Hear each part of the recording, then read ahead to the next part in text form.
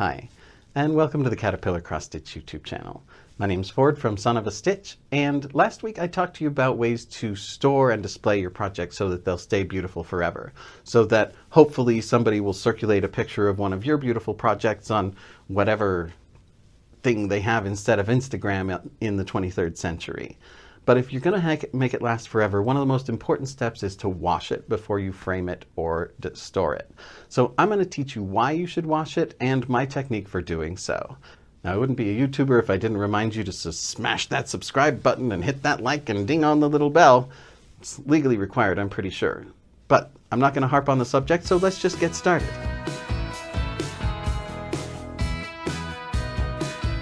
Now, it doesn't matter how careful you are when handling your project, there's gonna be some evidence of you left on it.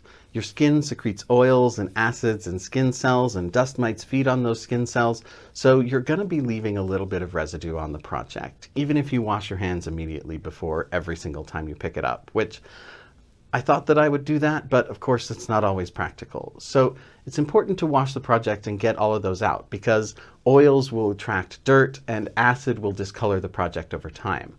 So we want to get those out of it before we put it away, either in a frame or in a storage box for hopefully future framing. I mean, I know I have about a dozen that are waiting to get into frames, but I swear I'm going to get around to it someday. So those are the main reasons that I suggest washing the project, just because it really does make it last longer. But it doesn't really need to be a huge ordeal. So let me just walk you through the process that I use for washing my projects. So the very first step, or step 0 as I like to call it, is actually going to be to clean and prepare your work surface.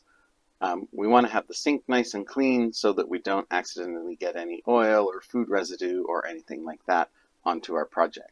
So I start by soaping down the entire interior of the sink and then scrubbing it with my little scrubby brush, especially in the corners and the creases and around the little ring of the drain.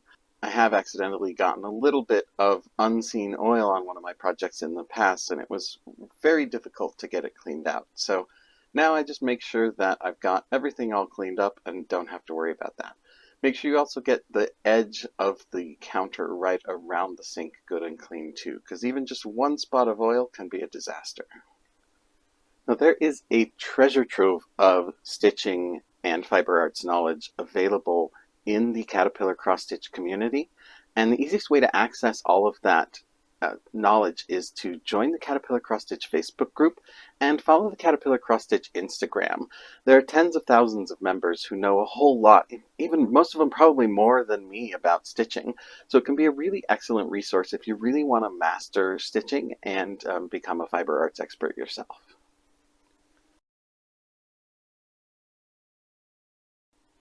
Now that we've got the sink all clean, we're also going to want to clean the counter so that we have a safe and clean place to set out our towel and to lay out our project to get most of the water out of it after we're done washing it. So I start by wiping off any crumbs. These granite countertops are really pretty, but it's really hard to see if there's anything on there. So I just try to start with a wipe like that. Again, hit it with a little bit of soap and get it all scrubbed off. Make sure we don't have any residues or dirt left on the counter there. Give that a scrub, and then we're going to want to rinse the soap off of it after we're done. While I'm doing that, I just want to remind you to join the Caterpillar Cross Stitch VIP Stitch Club. You'll get 10% off your first order, you'll get a digital download of our top 10 cross-stitching tips, and you'll get a free ebook with 8 cross-stitch patterns in it. So hit that link down there in the description to get all of those great perks.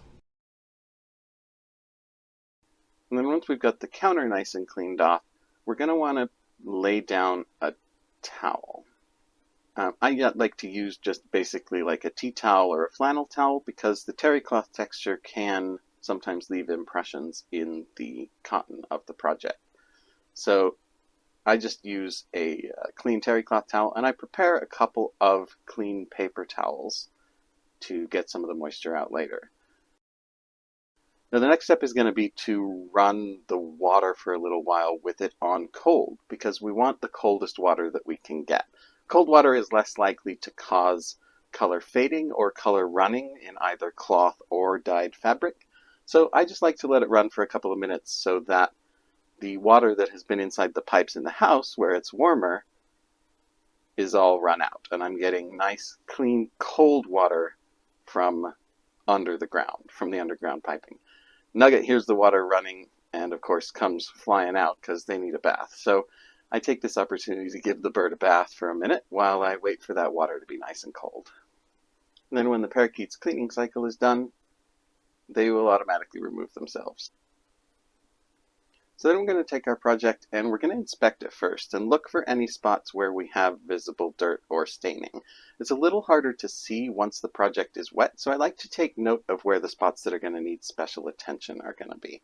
And then I wet the entire thing just under the sink. Make sure to get all the stitches good and evenly wet. Those can have some surface tension on them that makes it a little hard for the water to soak through. So I just make sure that everything has gotten good and saturated with the nice cold water before I proceed on to the next step. I've started using this Dawn Power Wash dish soap, which I really like. It has some denatured alcohols in it that make it a little bit better at absorbing into the fabric and really allowing the soap to do its work. So I spray it on there, especially on the areas around where the hoop has been, where you'll have some like hoop burn, people sometimes call it, which is really just an accumulation mostly of your skin oils and other dirts from the project being handled. So I pay especially particular attention to the areas where the hoop has been to make sure that that gets all good and cleaned up. And I just use my fingertips to scrub here. Now, if you have particularly bad marking or have a spot that you're having trouble getting out, it is okay to use a soft bristled toothbrush for this. And I have one that I bought specifically for that purpose, but this project was not dirty enough to warrant that. So I'm just going to stick with my usual method of using my fingertips, making sure I get all of the areas and make sure that I get the stitches themselves washed as well. And then I rinse the soap off of my hands and I give this a good thorough rinse with the spray washer in my sink. That helps make sure that I'm not leaving any soap residue in the fabric. Because again, soap residue, once it dries, becomes sticky, and then that actually attracts dirt and dust to the surface of the project. You'll notice now that I've got the one side done, I rinse the soap off of my hands before handling again, so that I don't leave any soap impregnated into the fabric. Make sure to give that a good thorough wash and rinse both sides of the project so that I get all of the soap out of there.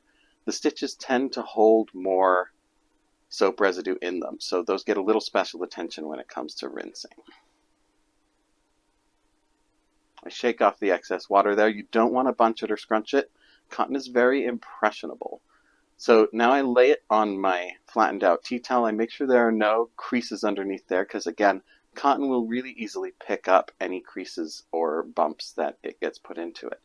And then I use those paper towels that I laid out earlier, and I just lay them on the surface of my project and I dab it in order to get the water to wick up out of it.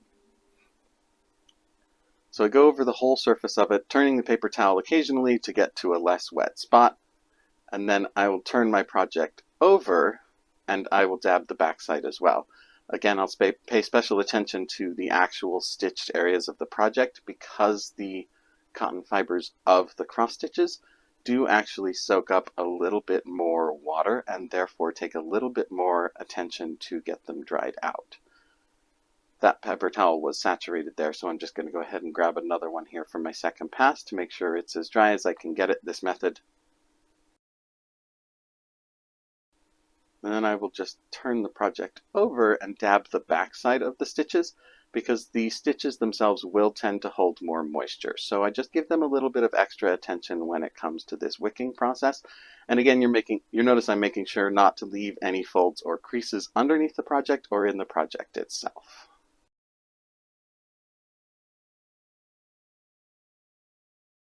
Now that it's been washed in order to remove that residue and we've removed most of the water from it, now is the perfect time to iron that project so that it'll be nice and flat when we put it in a frame to display. Or more likely when we put it in a drawer or box for a couple years and then put it in a frame to display. So next week I'm going to show you my techniques for getting that nice and flat while ironing and making sure that it stays flat once you put it in the frame. So make sure that you join me for that. I do want to thank you so much for watching. From Caterpillar Cross Stitch, my name is Ford. Please remember to subscribe to the channel and like the video, and I will see you next time. Hi, have you heard about Love It Stitch It yet? You can design and shop the cross stitch patterns you've always wanted. Love It Stitch It is an easy to use design tool and exclusive cross-stitch marketplace, giving you the freedom to create, sell and shop all in one place. You can design anything that you like, add text, upload and convert pictures and artwork. You can design the cross-stitch patterns of your dream. You can download them for personal use, or you can upload them onto the marketplace, designed by cross-stitchers for cross-stitchers, jam-packed with some gorgeous cross-stitch patterns from designers all over the world. If you're not interested in designing or selling, that's totally fine too. Just visit the marketplace and you can shop from hundreds of beautiful cross-stitch patterns so you can pick your next project. Are you already a cross-stitch designer, but maybe you're fed up of other marketplaces, maybe not getting the sales that you deserve, maybe not getting your patterns seen as much as you'd like? Then let us help. You can easily register for free and get uploading your PDF patterns with absolutely no fees whatsoever. Let us then market your gorgeous designs that you've put all of your work into to over 185,000 dedicated cross-stitchers from all over the world.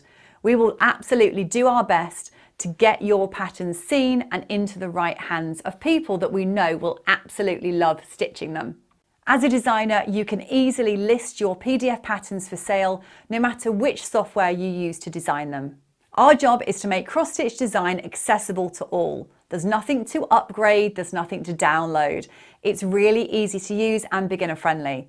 We also wanted to create the marketplace to bring sellers and buyers together so that it's really easy and such an enjoyable experience to shop all of the high quality verified designs on the platform, but also to give those amazing designers a place to really showcase their creativity. So visit loveitstitchit.com today and register for free. Stitch what you love and free your creativity.